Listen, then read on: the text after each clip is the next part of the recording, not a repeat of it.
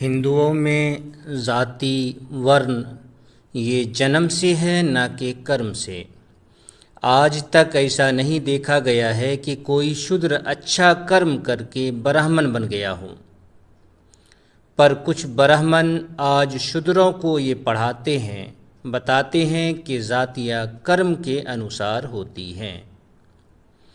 और अक्सर शूद्र यही मानकर चल रहे हैं कि जातियाँ कर्म के अनुसार ही होती हैं। पर ब्राह्मण ये नहीं बताते कि ये पिछले कर्म की वजह से है, पिछले जन्म के कर्म की वजह से। अगर कोई भी इंसान हिंदू धर्म की पुस्तकों को सरसरी नज़र से पढ़ ले तो उसको हज़ारों जगहों पे ये बात मिल जाएंगी कि जातियाँ जन्म से है ना कि कर्म से। आज हम मुख्तसर तौर पर कई पुस्तकों से दिखाएंगे कि जातियाँ वर्ण जन्म से है ना कि कर्म से। और बहुत से इनके गुरु भी इस बात को मानते हैं।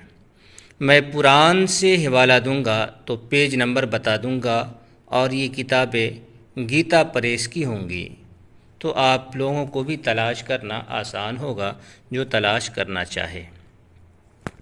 ये देखें, ये है बरहम वैवर्त पुराण, पेज नंबर 48। इसके अंदर ये बात लिखी हुई है, जो नीच कुल में उत्पन्न हुई है वही स्त्री सदा अपने स्वामी से दोष रखती है। तो यहाँ नीच कुल में उत्पन्न होने का क्या मतलब है कि वो जन्म से नीच थी, नीच जाति में उसका जन्म हुआ था। आगे देखें आप, ये है बरहम वैवर्त पुराण, पेज नंबर 700 में आप देख लें, या से 698 से हम शुरू करते हैं। इसमें कई जगहों पर ये बात आई है, आप देखें। कुछ यहाँ लिखा है,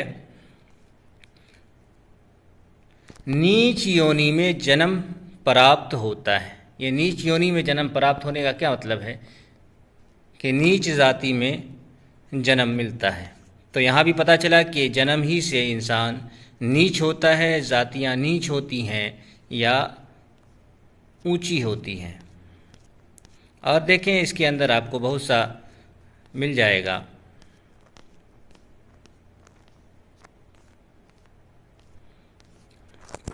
यहाँ देखें कि वो पापी 1000 करोड़ जन्मों तक गीध, 100 जन्मों तक सूअर और 100 जन्मों तक हिंसक पशु होने के बाद रोगग्रस्त शूद्र होता है, यानी शूद्र में जन्म होता है। यहाँ देखें, शूद्र जाति में जन्म लेता है, वो 100 वर्षों तक शूद्र जाति में जन्म लेता है। ये कोई पापी, किसी किस्म के पापी का तस्करा है। एक बात और ख्याल में रखें कि ये लोग किस तरह से बेवकूफ़ बनाते हैं। ये बताते हैं कि पिछले जन्म के पाप की वजह से एक इंसान शूद्र योनि में, शूद्र जाति में, निचली जाति में जन्म लेता है। यहाँ देखें कि 100 वर्ष कोई गुनाह है जिसकी सज़ा में वो 100 वर्षों तक शूद्र जाति ही में जन्म लेगा। आप देखें कि शूद्र जाति में जन्म लेना पाप की वजह से है। और आप देखें कि पाप की सज़ा आकर के दुनिया में क्या मिलती है कि कोई मुख्यमंत्री बन रहा है, कोई देश का पीएम बन रहा है, कोई राष्ट्रपति बन रहा है, कोई एमएलए बन रहा है। तो इस तरह से ऊंचे ऊंचे दर्जे जो हैं, लाखों करोड़ों लिए हुए हैं शूद्र लोग, और ये लोग पाप की वजह से दुनिया में आए। तो पाप की सज़ा देखें कितनी अच्छी मिल रही है।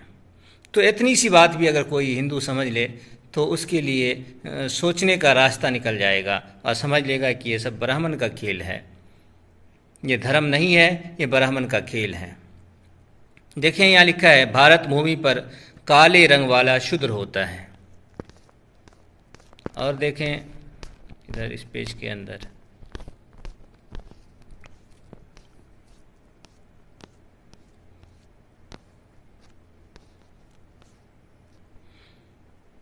यहाँ देखें, शूद्र होता है, शूद्र में जन्म लेता है, यहाँ देखें, असंख्यों वर्षों तक पूर्वोक्त रौरव महाभयंकर, और यहाँ इसके बाद नीचे देखें,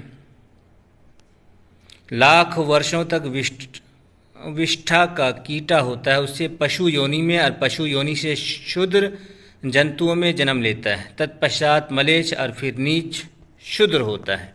तो यहाँ देखिए, जन्म से ही ये सब चीज़ें हो रही हैं कि जन्म ही शूद्र में हो रहा है। यहाँ देखिए, मलेच्छ योनि में जन्म लेता है,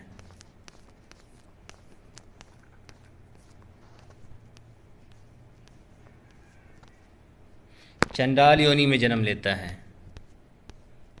यहाँ देखें, रोगग्रस्त शूद्र होता है। और आप देखें, देखते चले जाए, यहाँ इसमें इस अध्याय के अंदर आपको 50 जगहों पर ये बात मिलेंगी। ये देखिए, शूद्र होता है, फिर एक जन्म में शूद्र होता है, ये सारी बातें आ रही हैं। ये देखिए, 1,00,000 जन्मों तक वो चंडाल होता है, ये 60,000 वर्षों तक उस योनि का मल ही उसका आहार होता है। तो ये देखें, सारी बातें जो आ रही हैं वो यही आ रही हैं कि एक इंसान जन्म से ही शूद्र होता है या जन्म से ही ब्राह्मण होता है। और नीचे आप देखें, वो चंडाल होता है।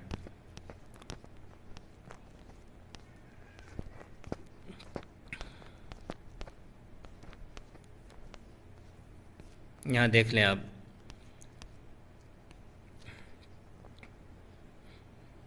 कुटिल और धर्महीन होता है, वो एक जन्म में तेली होकर फिर कुम्हार होता है, कुम्हार में जन्म लेता है। जो झूठा कलंक लगाने वाला और देवता एवं ब्राह्मण का निंदक होता है, वो एक जन्म में सोनार होकर 7 जन्मों तक धोबी होता है। तो ये सब जन्म से ही हो रहा है। 10,000 वर्षों तक मलेच्छ योनि में जन्म लेना पड़ता है। तो अब देखें, दूसरी किताब आप देखते हैं, बराहम पुराण है, पेज नंबर 388 है। आप देखें इसमें क्या लिखा हुआ है। यहाँ देखें, लिखा है कि क्षत्रिय योनि में जन्म लेता है। इसके बाद देखें, वैश्य योनि को प्राप्त होता है। इसके बाद आप इधर देखें, यहाँ देखें, शूद्र योनि में जन्म लेता है। उसके बाद देखिए, वर्ण संकर है। वर्ण संकर क्या है? जो मनुष्य क्षत्रिय के वीर और शूद्र जाति स्त्री के गर्भ से उत्पन्न अथवा वर्ण संकर है। तो वर्ण संकर के अंदर स्मृति के अनुसार यादव आते हैं, ग्वाल आते हैं, कि ग्वाल की पैदाइश इसी तरह से होती है। अब देखें, उसी की योनि को प्राप्त होता है। यहाँ क्या लिखा है? देखिए, ब्राह्मण अपने उदर में जिसका अन्न शेष रहता है, प्राण त्याग करने के बाद उसी की योनि को प्राप्त होता है। जिसका अन्न खा कर के मरता है, उसी जाति में ब्राह्मण जन्म लेता है। आगे देखिए, ब्राह्मण योनि से गिर जाता है, वो ब्राह्मण में पैदा नहीं होता है, ब्राह्मण जाति में वैश्य योनि को प्राप्त होता है। और देखें यहाँ क्या, क्षत्रिय कुल में जन्म ग्रहण करता है। और देखें आप,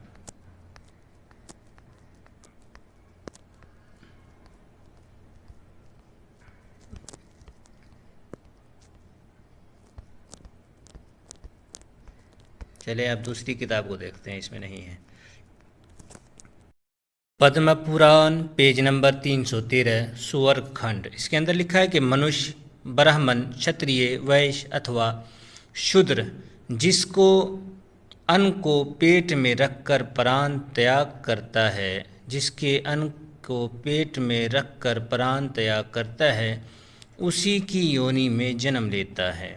तो यहाँ भी इससे भी पता चला कि जन्म का ताल्लुक, ज़ात का ताल्लुक जन्म से है, ना कि कर्म से। गरुड़ पुराण अध्याय 96 पेज नंबर 166। यहाँ लिखा है, जो ऊंची जाति यज्ञ के लिए शूद्र से धन की याचना करता है, वो मरने के बाद चंडाल योनि में जन्म लेता है। तो यहाँ भी बताया कि जाति का ताल्लुक जन्म से है, ना कि कर्म से। नरसिंह पुराण अध्याय 57 पेज नंबर 253। इसमें लिखा है कि जो ब्राह्मण कुल में उत्पन्न हुई स्त्री के गर्भ और ब्राह्मण के ही वीर्य से उत्पन्न हुआ है वो ब्राह्मण कहा गया है।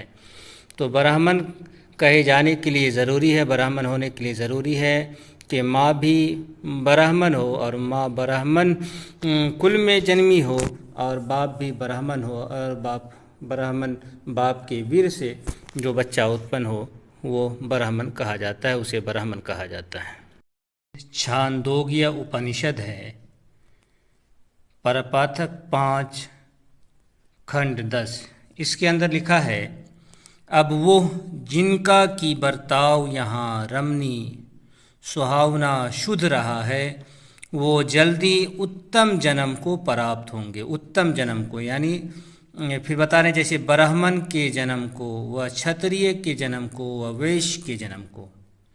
पर वो जो यहाँ नीच बर्ताव वाले रहे हैं वो जल्दी ही नीच योनि को प्राप्त होंगे, कुत्ते की योनि को, व सूअर की योनि को, व चांडाल की योनि को। तो इस उपनिषद के अंदर भी ये बताया गया है कि एक इंसान की जाति वो जन्म से होती है न कि कर्म से। अगर कर्म भी माना जाए तो पिछले जन्म के कर्म की वजह से उसको जाति मिलती है कि अगर अच्छा कर्म करके आया है तो अच्छी जाति मिलेगी, वो ब्राह्मण में पैदा होगा, क्षत्रिय में पैदा होगा या वैश्य में अंदर। अगर ख़राब कर्म करके आया है तो वो नीची जाति के अंदर पैदा होगा, शूद्र के अंदर, चंडाल के अंदर। तो यहाँ भी इससे भी पता चलता है कि जाति जन्म से है न कि कर्म से। महाभारत उर्दू अध्याय 12 अनुशासन पर्व के अंदर लिखा है, परंतु ऋषियों में या गृहस्थियों में ब्राह्मणी से जो लड़का पैदा होगा वही ब्राह्मण कहलाएगा। जो बात नरसिंह पुराण के अंदर लिखी हुई थी वही बात यहाँ पर भी लिखी हुई है। आतिरी स्मृति मंत्र 137 लिखा है कि ब्राह्मण के वंश में जन्म लेने से ब्राह्मण होता है। तो बता दिया कि ब्राह्मण कौन होता है। स्मृति अध्याय 1 मंत्र 15, ब्राह्मणी के गर्भ में ब्राह्मण के वीर से उत्पन्न हुआ मनुष्य ही ब्राह्मण कहलाता है। तो यहाँ भी बताया कि ब्राह्मण कैसे पैदा होता है, ब्राह्मण कौन होता है। व्यास स्मृति अध्याय 1 मंत्र 5, 6, 7 है। इसमें भी यही बात आई है कि ब्राह्मण और ब्राह्मणी के मिलाप से जो बच्चा पैदा होगा वही ब्राह्मण होगा। इसी तरह क्षत्रिय और वैश्य भी होगा। तो इस तरह की बात हजारों जगहों पर धर्म ग्रंथों में आई है कि जाति जन्म से होती है न कि कर्म से। इसलिए कोई हिंदू ब्राह्मण के धोखे में न आए कि जाति कर्म से होती है। धर्म ग्रंथों में ये बात भी मिलती है बहुत सी जगहों पर कि लोग ऐसा तब कहने लगेंगे जब दुनिया ख़त्म होने वाली होगी, जब घोर कलयुग आ जाएगा। उस वक्त ब्राह्मण लोगों को बताएंगे कि जाति जन्म से नहीं बल्कि कर्म से होती है। तो ये घोर कलयुग की बात है कि घोर कलयुग में ऐसा आएगा कि ब्राह्मण लोगों को धोखा देने के लिए ऐसा कहेंगे कि जाति कर्म से है न कि जन्म से। वराह पुराण अध्याय 66-67 पेज नंबर 122 में यही बात लिखी है। देखिए क्या लिखा है कि कलयुग के आ जाने पर ब्राह्मण अपने मार्ग से च्युत हो जाएंगे। राजेंद्र, क्षत्रिय, वैश्य और शूद्र इन सब की जाति प्रायः नष्ट सी हो जाएगी। इनमें सत्य और सोच का नितांत अभाव हो जाएगा। फिर तो संसार नष्ट प्राय हो जाएगा। वर्ण एवं धर्म सर्वदा के लिए दूर चले जाएंगे। तो इसका मतलब ये हुआ कि अगर जाति ख़त्म हो गई या जाति एक हो गई, जाति मिल गई, तो फिर धर्म भी सदा के लिए ख़त्म हो जाएगा। जाति रहेगी तो हिंदू धर्म रहेगा, जाति ख़त्म होगी तो हिंदू धर्म भी हमेशा के लिए ख़त्म हो जाएगा। और कलयुग में ऐसा ही होगा कि जाति ख़त्म होगी तो फिर धर्म भी ख़त्म हो जाएगा।